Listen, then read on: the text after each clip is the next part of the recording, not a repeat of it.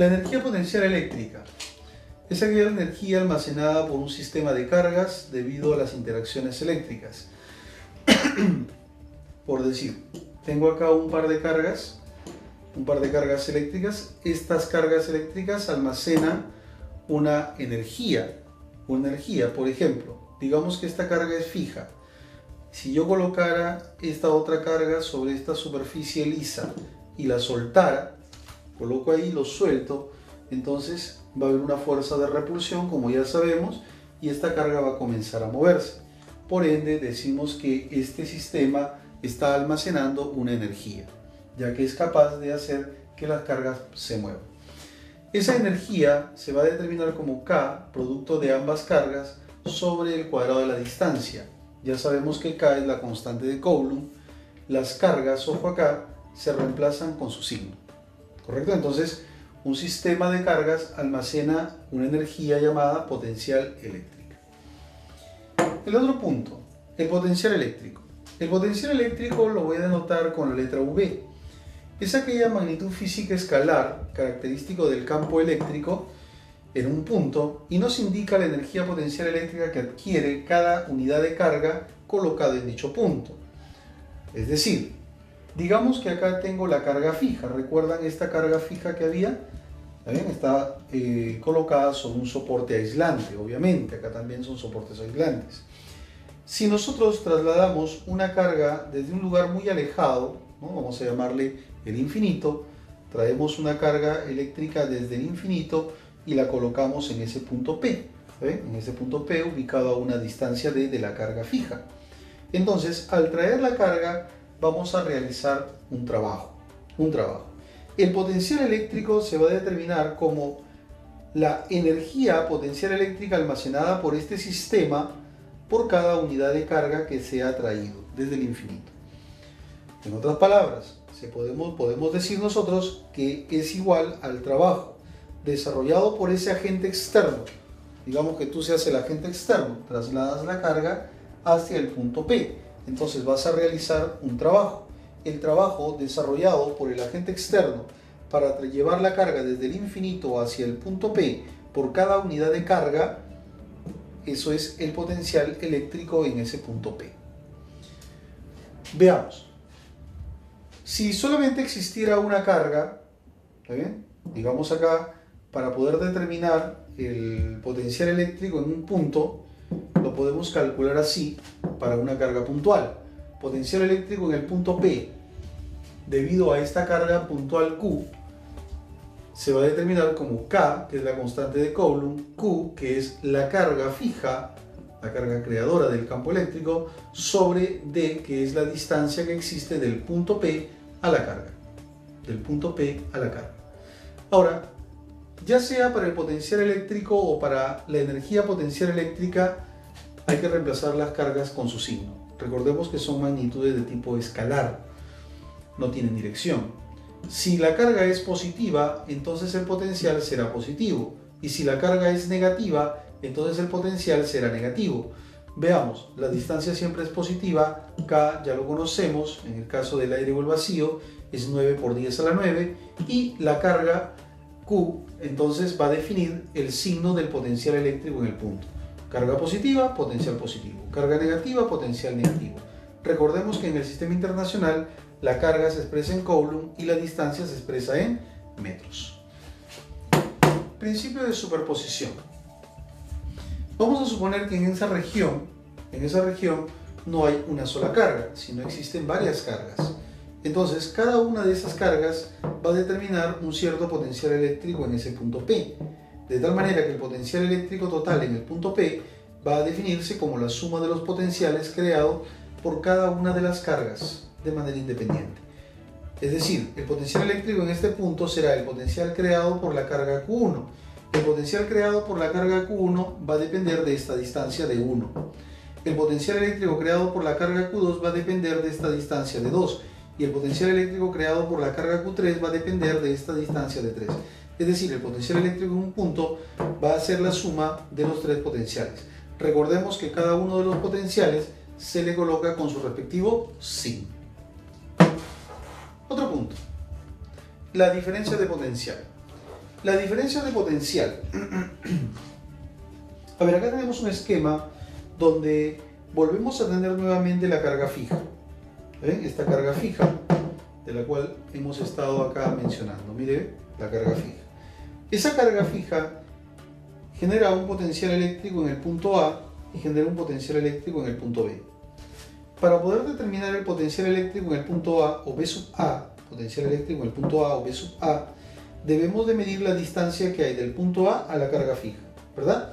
Para poder determinar, mediante esta relación, el potencial eléctrico en un punto, en el punto A. Para poder determinar el potencial eléctrico en el punto B, igual, volvemos nuevamente a medir la distancia que hay del punto B a la carga Q.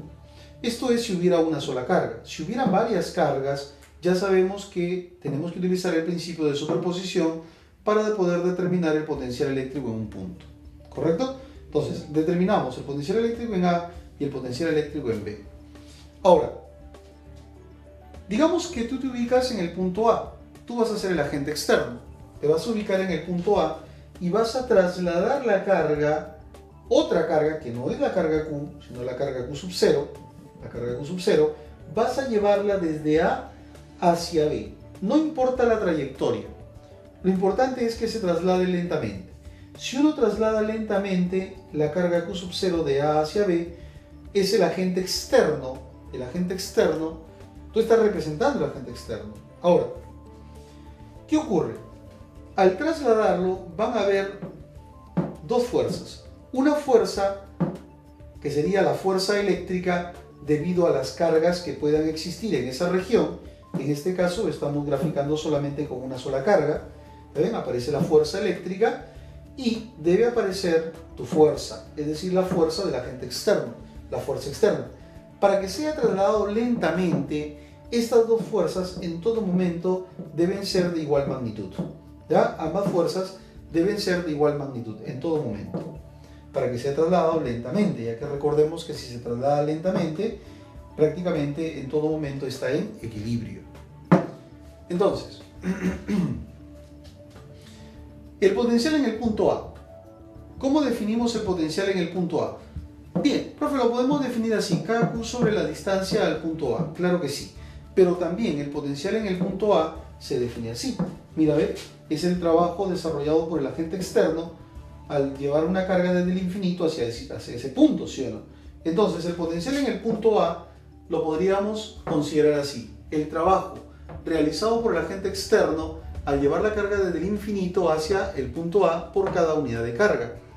Igual, el potencial eléctrico en el punto B será el trabajo desarrollado por el agente externo para trasladar la carga o para llevar la carga del infinito hacia el punto B por cada unidad de carga. Pero, observa, para llegar a B, yo podría decir que el trabajo desarrollado por el agente externo para llevarlo del infinito hacia B lo puedo separar en dos. En el trabajo desarrollado por el agente externo desde el infinito hacia A más desde el infinito hacia B. ¿Correcto? Por cada unidad de carga. Entonces, si uno resta ambas expresiones, podría encontrar una diferencia de potencial. Al restar ambas expresiones, tendríamos lo siguiente. Al restar ambas expresiones, esta parte se va a ir. ¿Ven? Esa parte se van a ir, ¿no? Ustedes saben que Q sub 0, pues, ¿no? Actúa sobre ambos términos. Entonces, esta parte se va con esta parte al momento de restarlo. Por lo tanto, te va a quedar que el trabajo desarrollado por el agente externo al llevar la carga de A hacia B por cada unidad de carga es el potencial de B menos el potencial de A. Ordenando, me queda esta expresión que es muy utilizada.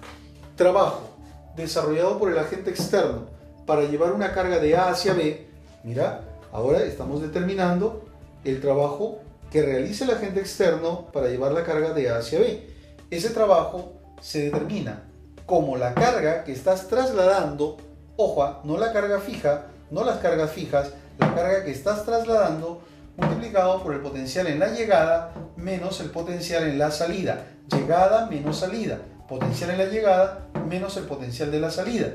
En la salida, multiplicado por ¿quién? Por la carga que se traslada. Ojo, la carga que se traslada se le coloca ¿qué? Se le coloca signo, ¿verdad? Con su signo.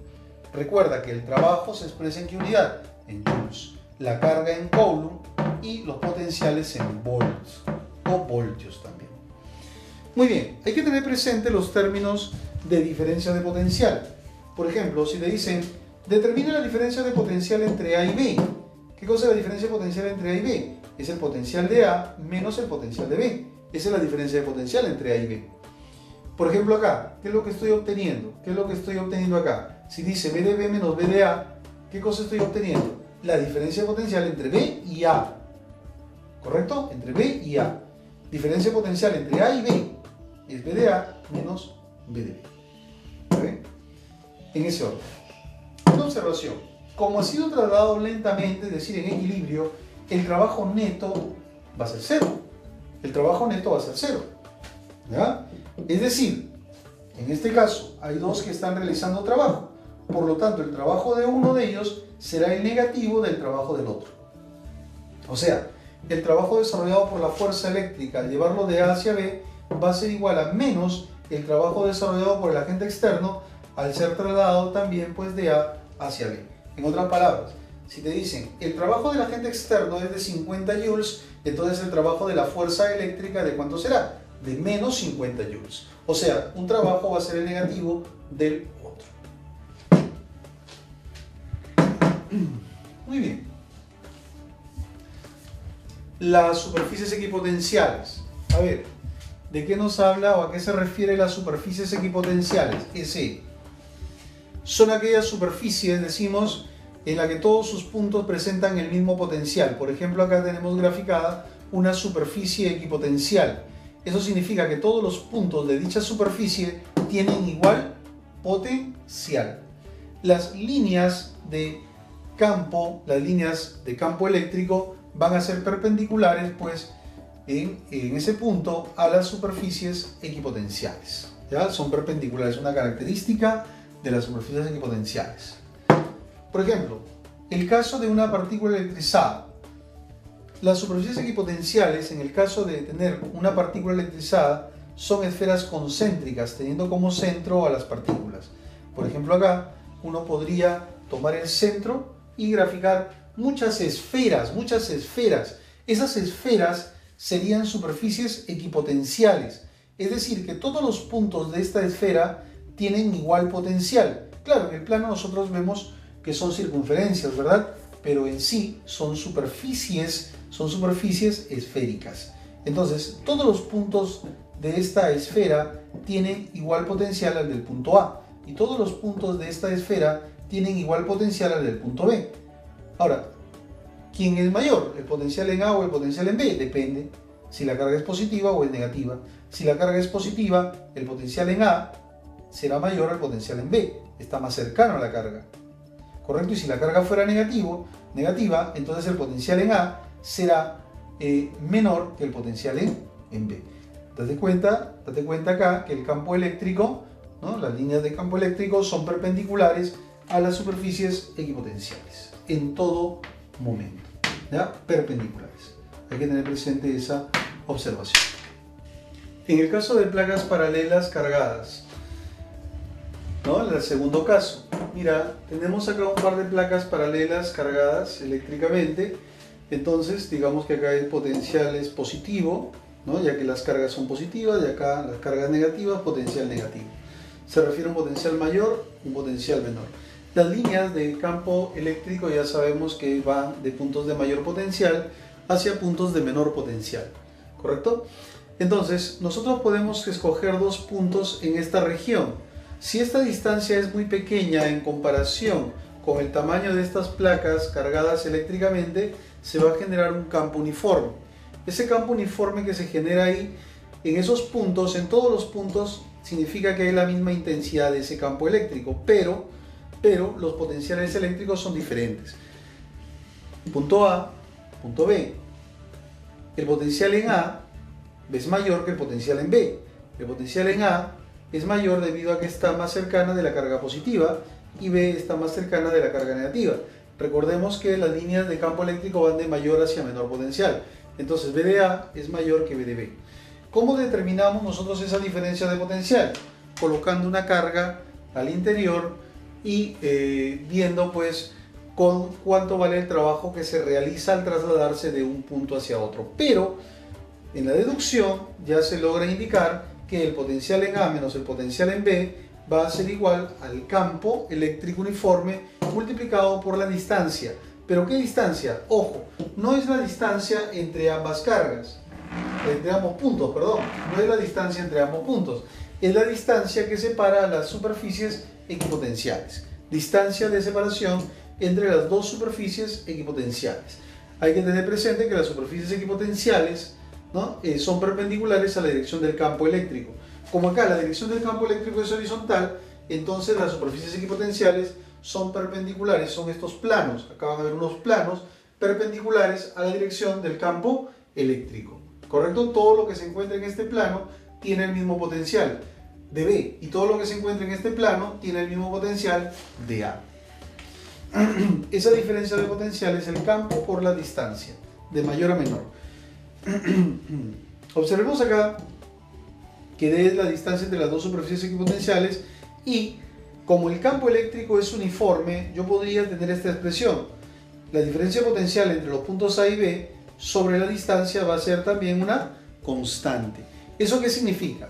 Que si, por ejemplo, yo cogiera dentro de esta región una distancia que sea el doble, entonces la diferencia potencial entre esas dos superficies equipotenciales será el doble de la diferencia potencial entre estas dos superficies, ¿ya? Si la distancia es el doble, la diferencia potencial es el doble. Si la distancia entre las superficies equipotenciales es la mitad, implicaría decir que la diferencia potencial también será la mitad. ¿Correcto? Bastante aplicado esto ya en los problemas. Casquete esférico conductor cargado. Casquete esférico conductor con carga eléctrica. Vamos a suponer que acá tengo un conductor en forma esférica cargado eléctricamente de radio R. Quiero determinar el campo eléctrico y el potencial eléctrico en todas las regiones, ¿no?, al interior y al exterior de ese casquete. Para eso vamos a utilizar esas dos gráficas. Por ejemplo, la primera gráfica nos referimos al potencial eléctrico. ¿Qué ocurre con el potencial eléctrico? Mira, el potencial eléctrico en el interior va a ser igual que el potencial eléctrico en la superficie. ¿Cómo se calcula en la superficie? Acá está, KQ sobre R, KQ sobre R. Observa, esta recta horizontal nos indica que el potencial eléctrico al interior es el mismo potencial eléctrico que en la superficie. Y luego va disminuyendo, luego va cayendo de acuerdo a esta expresión. Potencial eléctrico en algún punto del exterior se calcula como KQ sobre la distancia. KQ sobre la distancia. O sea, es inversamente proporcional a la distancia. Acá, como podemos notar en la gráfica, va disminuyendo el potencial eléctrico en el exterior. En el interior y en la superficie son iguales, KQ sobre R. En cambio, el campo eléctrico en el interior, de ese casquete es 0. Observa, en todo el interior el campo eléctrico es 0. Mientras que en la superficie ya tiene un valor de KQ sobre R al cuadrado. Y luego, ¿qué es lo que va pasando con el campo eléctrico? Va disminuyendo de acuerdo al cuadrado de la distancia. Va disminuyendo también el campo eléctrico en el exterior. Entonces, gráficas importantes, mira, superficie, el campo eléctrico es KQ sobre R al cuadrado y el potencial eléctrico KQ sobre R. Pero en el interior, el potencial eléctrico es el mismo que en la superficie. En cambio, el campo eléctrico es 0 en el interior.